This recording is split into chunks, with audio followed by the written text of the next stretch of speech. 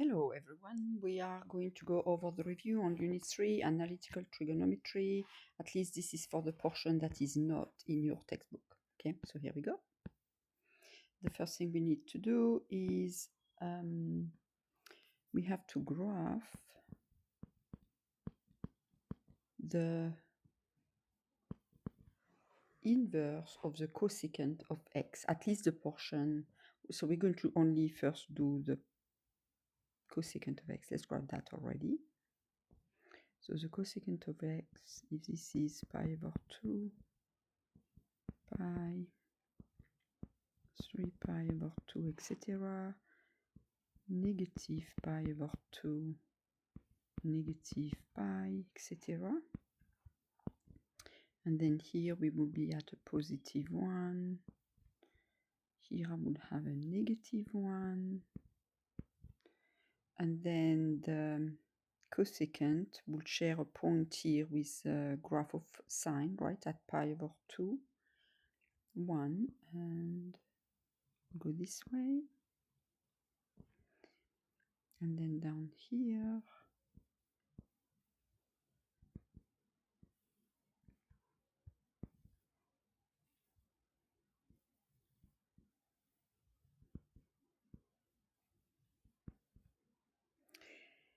etc.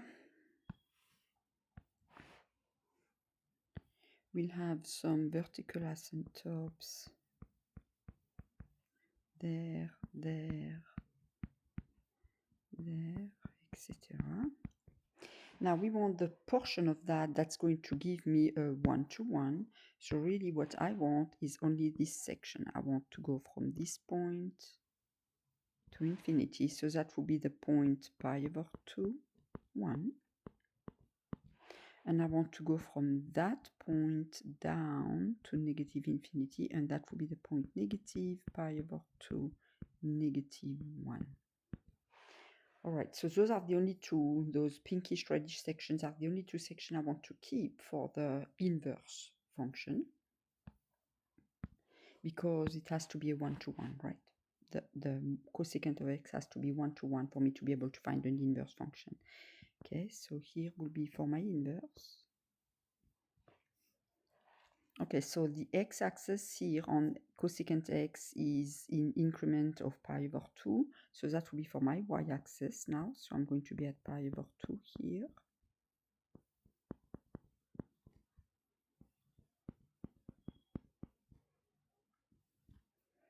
And the y-axis goes by units of 1. So that will be for my x-axis now. So I will be at 1 here, negative 1 here, etc.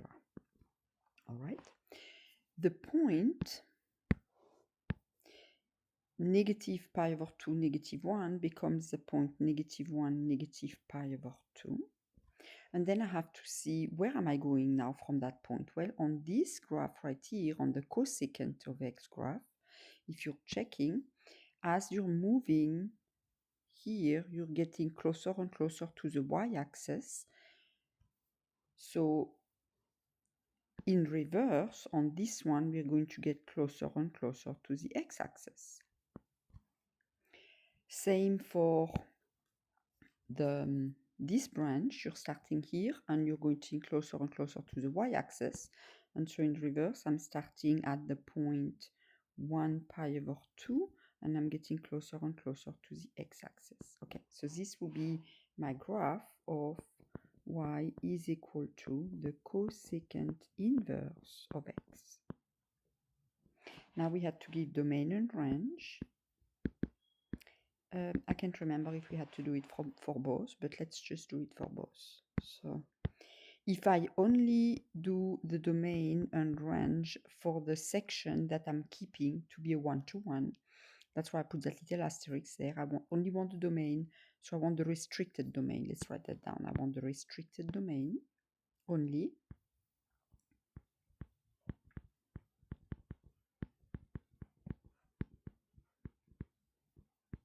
So my little highlighted section there.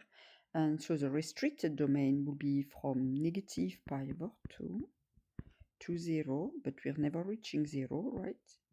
and then from 0 on the other side to a positive pi over 2.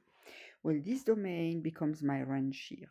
So from negative pi over 2 to 0, want to include my pi over 2 here, and from 0 to positive pi over 2, which we include because we have a point there. And then for the domain, for the range here,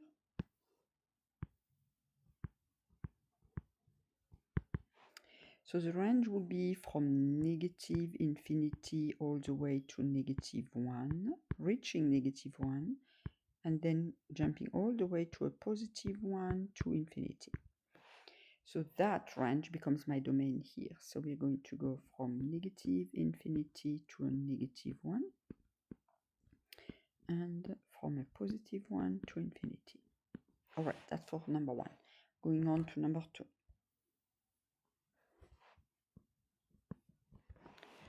For number 2, we're going into solving trigonometric equations. So we have a 4 cosine theta equals 3 secant theta.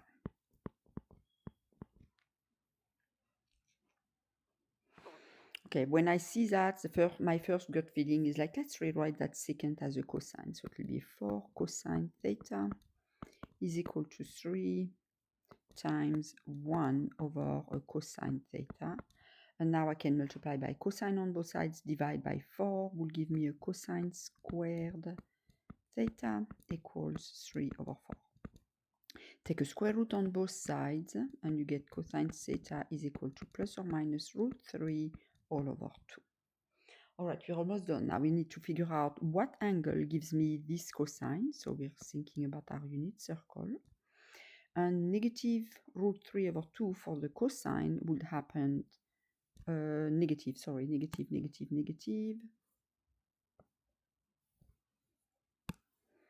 The cosine negative would happen right there and right there, right? Oh, plus or minus, never mind. Plus or minus, I want them all, never mind.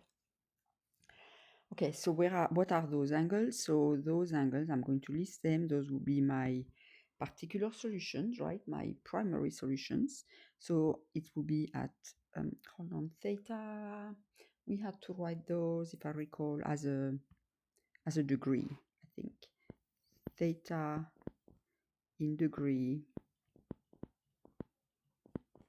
And all the excess angles we had to write in radian, if I recall correctly. Okay, so theta would be in degrees, so this one would be 30, 150, 210, 330.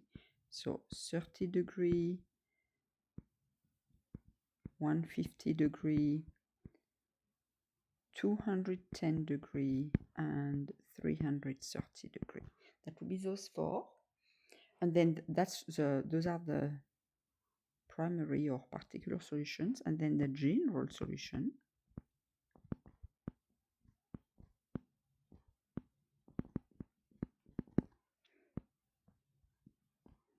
Well, if I start at that point and I add pi, I end there, and I add pi, I'm here again, and I add pi, I'm here again, or I can subtract and go the other way. So I would only need to start with this one, add plus pi k, and I would always include the angles that end up at this terminal point here, right? So that would be, I'm going to have theta is going to be equal to 30 degree plus any 180 pi, right? K. And then for the other one, for this angle, if I add or subtract pi the other way, I would end up here, add or subtract pi, right? We would always be between those 2 points right there. And so there I can say theta is equal to, so my first one will be here at 150. So 150 degree plus 180 degree k, and of course we have to say what k is. K will be any integer, and that will be your general solutions. All right, number 3.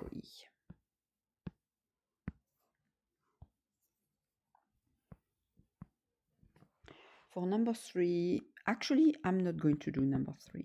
You're going to see why, because number 3, it's kind of interesting that I did that because I did that without really knowing. This number 3 I actually have on the video that I made on solving equations part 2 day 2. So I'm going to say check. Maybe it's maybe it's example. So it's going to be check video solving trig equations day 2 part 2, and it is going to be number 7. Okay, so I'm not going to redo that again here because you already have it on a video. All right, number 4.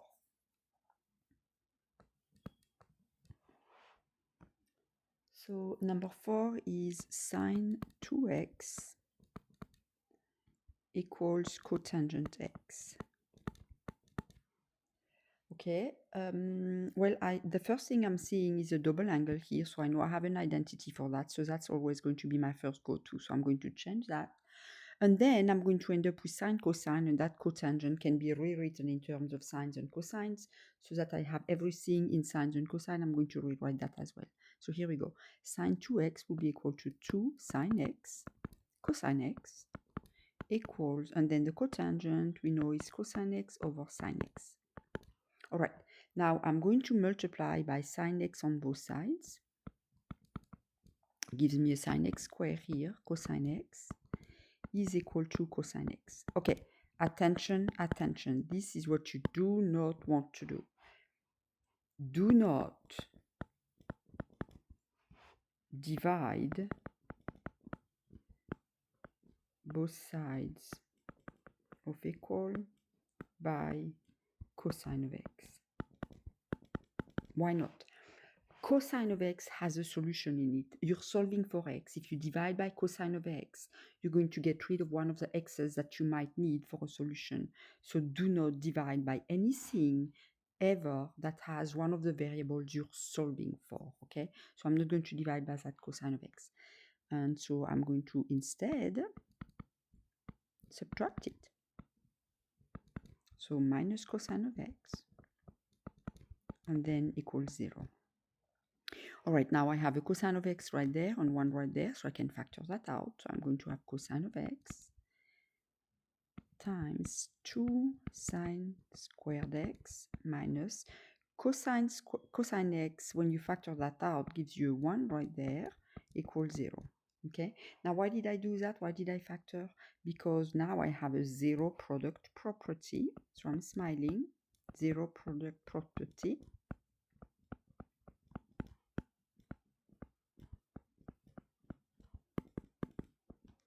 That means now I can say, oh, well, okay, then cosine of x equals 0, or 2 sine squared x minus 1 equals 0, okay?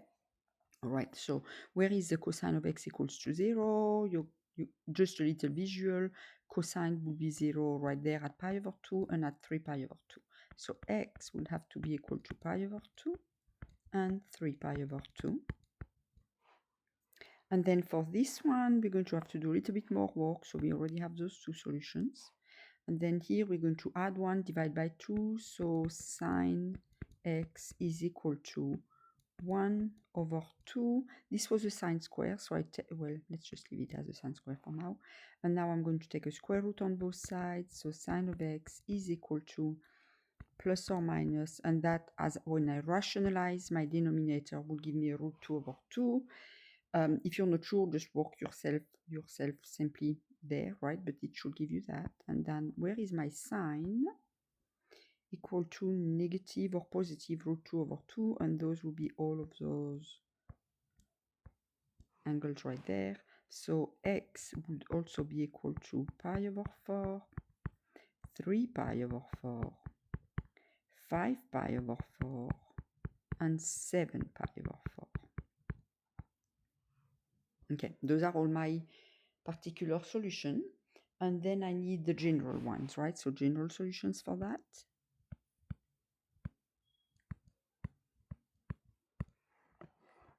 Now I want to think about what I have. So when I'm looking at those two here, I'm going to have one here and then plus pi here, plus pi here, plus pi here, etc. So what I want to say is that I could just use this one and I can say x equals pi over 2 plus, and then just add a pi k, right? That will take care of all of them. And then when I'm looking at those here, I could have this one, add pi over 2, I will be there, pi over 2, I will be there, etc., etc. But could we, let's write that first. So that could be x equals pi over 2, sorry, that should be pi over 4 plus pi k. And then I could also, then I would have to need this one and then go to this. So that would be x equals 3 pi over 4 plus pi k. But really, what's the difference between pi over 4 and 3 pi over 4? Would that not just be pi over 2? So could I just make that even more condensed into just one x equals pi over 4? So we start here at pi over 4 plus, and then I'm just doing pi over 2k. And that would include that one, then that one, then that one, and back, etc., etc. And of course, we're going to say for k element of the set of all the integers. So those are my general solutions for that. All right, moving on. What's my next one? Where are we? Are we on number 5? Yes, okay. That's a cosine 2x is equal to 11 sine x plus 6. All right, my first thing is I see a double angle here, so I'm going to split that. And cosine 2x has several, it has actually 3 options, right? So I just see a sign on that side, so I'm going to pick the one that has only a sign.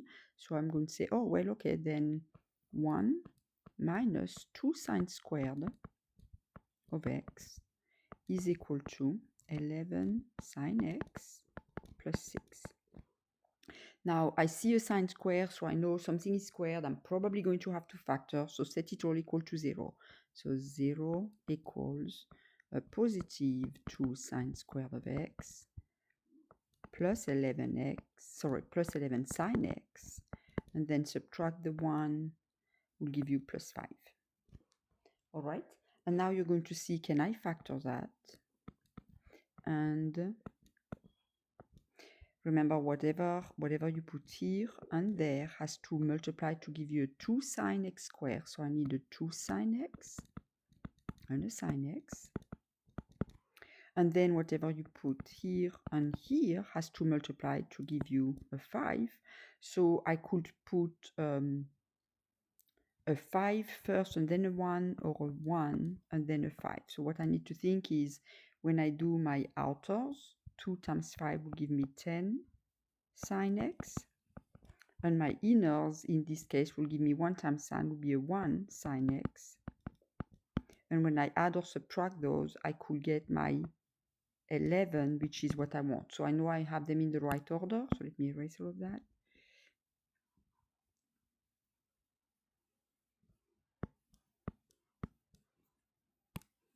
So, and then there, everything is positive. So I just want plus and plus. I have a zero product property, right? I multiply two things here and they're equal to 0. So I can split now and say, okay, each factor for itself equals 0. And this factor equals 0. Therefore, sine x is equal to a negative 1/2. And then I'm asking myself, where is sine x equal to negative 1/2? Sine is negative in quadrants 3 and 4, and it will be negative 1/2 here and there. So I know that x, what is x? X has to be in radian. So x is going to be equal to, so in radian that will be 5 pi, sorry, that should be not 5 pi. X would have to be 7 pi over 6. And on the other side, 11 pi over 6. Okay, so those are two particular solutions already. And now we go to this one. And then sine of x equals -5. And here it's, sine of x cannot be equal to -5. So that's a no solution for this factor. So those are the only two particular solutions we have. Now let's write the general ones.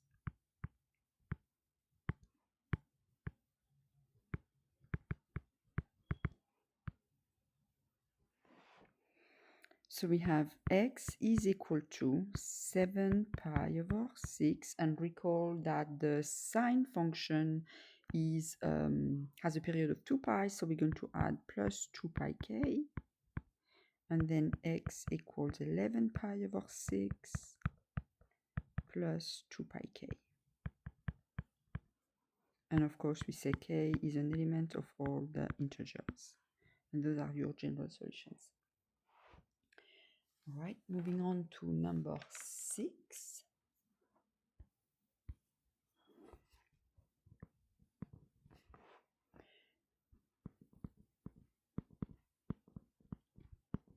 One plus cosine x over 1 minus cosine x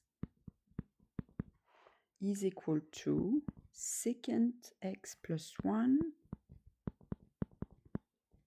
over secant x minus 1.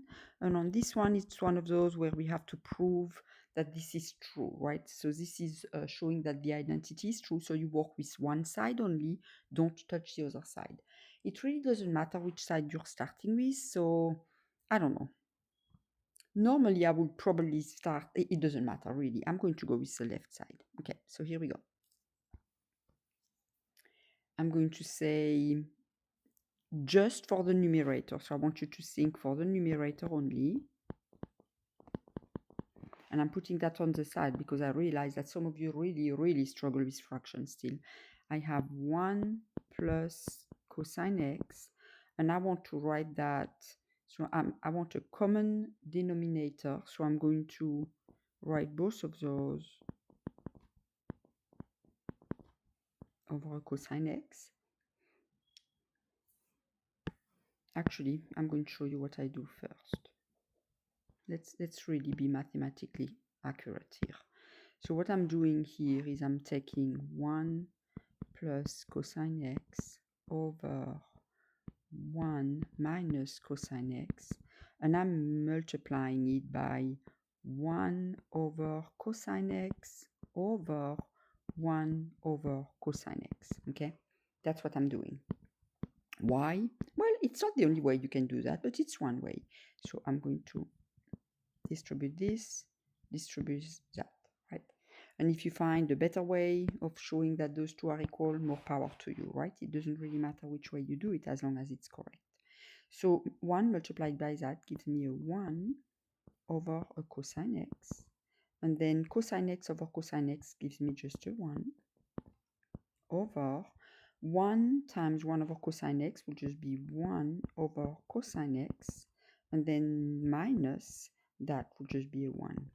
And then if you know what 1 over cosine x, it's secant x plus 1 over 1 over cosine secant x minus 1, and ta-da!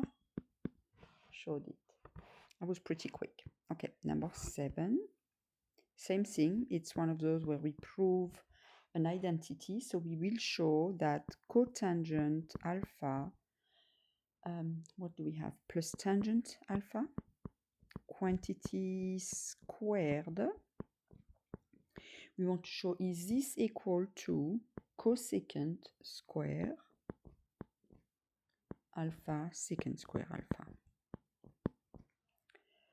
And again, you can start from either side here, and I'm going to start from the left side. So I'm going to first expand that binomial here. So cotangents will give me cotangent squared alpha plus 2 times the cotangent alpha tangent alpha plus tangent square. So that's just expanding that binomial. And then when I've done that, I'm going to see, where am I going with that? Not sure. So let's rewrite everything as just cosine and sine. So this will be a cosine squared alpha over sine squared alpha plus 2. Oh, cotangent and tangent, those two will cancel, wouldn't they? I'm going to show you by actually writing it down. You see how those two would actually cancel each other out, right? Cosine, cosine, sine, sine.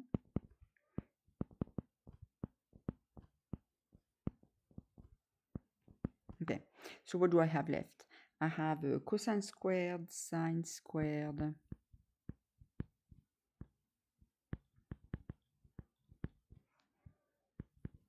plus 2, plus a sine squared alpha, cosine squared alpha. Okay, let's do, see how those two are multiplication. There is no addition of anything of any sort. So I'm going to probably want a common denominator here. So I'm going to multiply everything through to find the common denominator, which will be sine squared alpha, cosine squared alpha. So this times the cosine squared gives me a cosine to the 4th alpha plus the 2 would have to need to be multiplied by both, so sine squared alpha, cosine squared alpha, and then the sine squared has to be multiplied by sine squared, so it's sine to the 4 alpha over my common denominator now, which will be sine squared alpha, cosine squared alpha. Okay, have we made any progress? Let's check that out.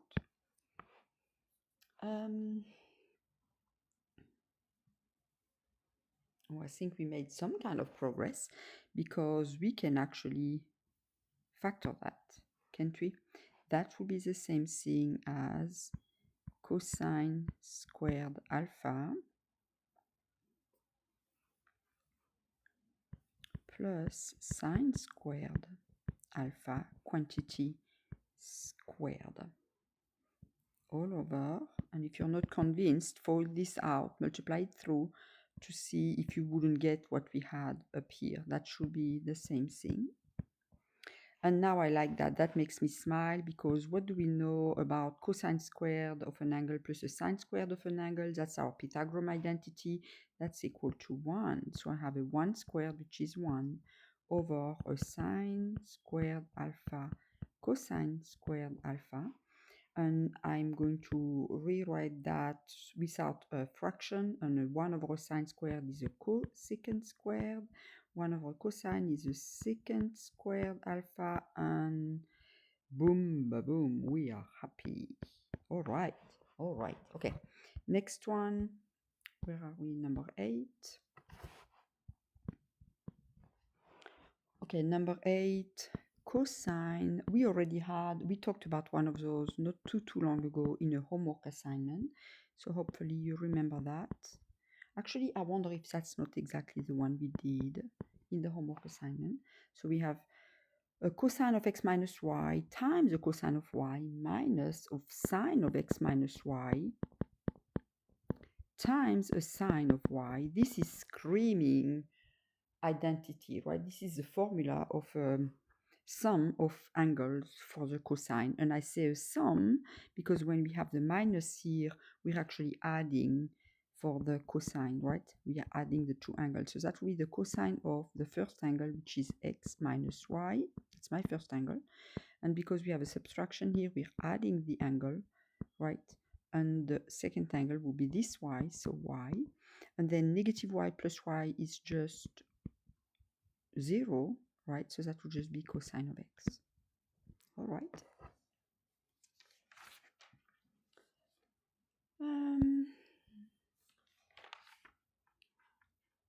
Somehow I'm missing a number.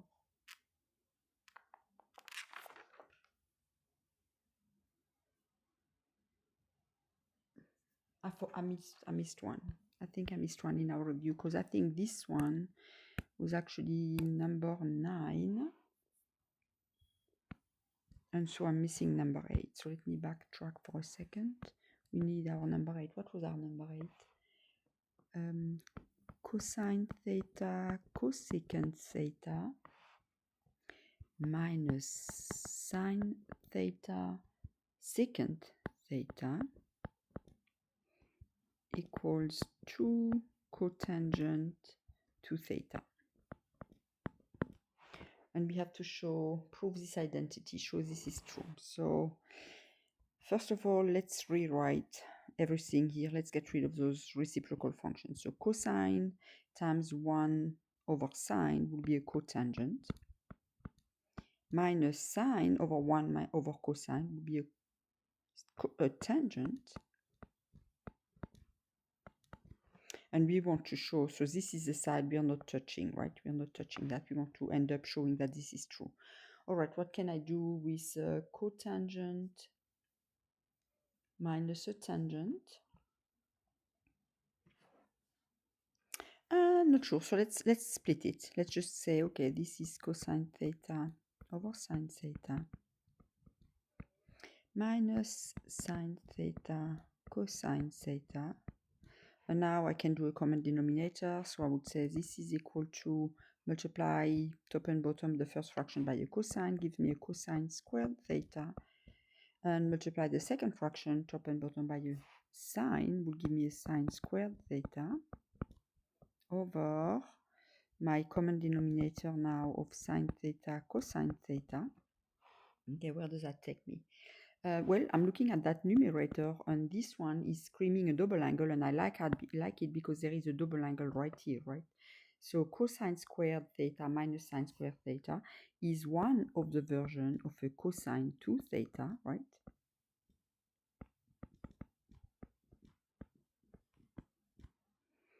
And I really need a cotangent. So let's think about what would this be if I only had cosine the sine, like where I am here. That would be 2 times a cosine of 2 theta over a sine of 2 theta. So you kind of want to help yourself with what you have, right? So this is what we have in a different version. And now relate it to what you have for now. Well, we already have the cosine 2 theta, but I do not have that sine 2 theta. But I'm almost there, right? This is almost the formula for the double angle for sine if I only had a 2 in the front. So I can make that happen. If I only had a 2 here, then I would have that. Well, you cannot just multiply by 2 here. What you need to do is multiply by a very special one, right? A very chosen one. So 2 over 2 would work. And we are smiling because we are there. So that would be 2 cosine 2 theta over 2 sine theta cosine theta is a sine 2 theta. And then that will be equal to 2 cotangent 2 theta, and we done it. Okay, so that was 8. I did 9. Need to move to number 10. I think that's going to be my last one that I'm going to do for this part. So this is the cosine of 4 theta equals, we need to rewrite that with only cosine. So we rewrite in terms of cosine theta, right? I don't want any angle, multiple angles, etc. I just want a cosine theta. That doesn't mean you need to stop with just cosine theta exactly, right? You could have, I'll show you. We'll get there. Okay, so the first thing I want to think is double angle, right? But this is more than a double angle. So let's rewrite that so it looks like a double angle. So that will be the same thing as cosine 2 times 2 theta. And that will be then a double angle, right? And if I know the double angle, and remember, we always keep in mind your goal. We want to write everything in terms of cosine. A cosine double angle, you have 3 versions of the formula. there is only one that has only cosines in it, and that's the one you want, right? You don't want to involve any sign now because we don't want any sign when we're all done. So this will be equal to 2 cosine squared of that angle plus 1. Oh, sorry, minus 1. Okay. So we made some progress, but we still have a double angle. But hey, we can just do what we just did again, right? So this will be the same thing as 2. And just to convince you, I'm going to show you what I'm doing. So this will be cosine 2 theta, sorry, times cosine 2 theta minus 1, right? So I just rewrote this cosine square with cosine times cosine. That's my cosine square of my angle, right? Okay, so now we're going to reuse that double angle formula, and still we want to stick with cosine because we only want cosine when we're done. So that's 2 times 2 cosine squared theta minus 1.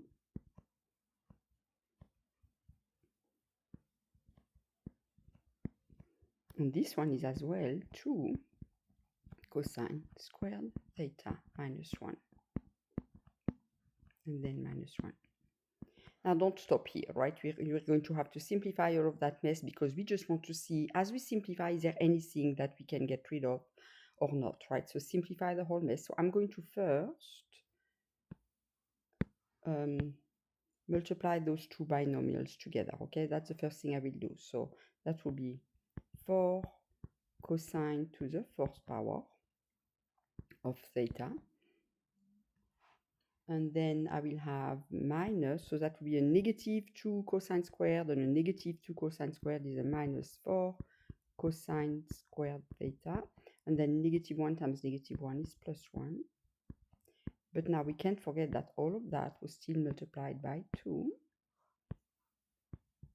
And then we still have that minus 1 in the back.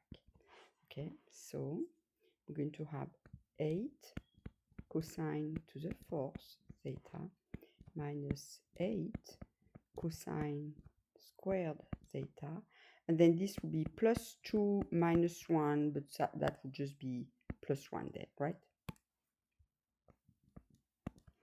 Okay, now ask yourself, do you only have the answer in terms of cosine? And can we use another identities to simplify that?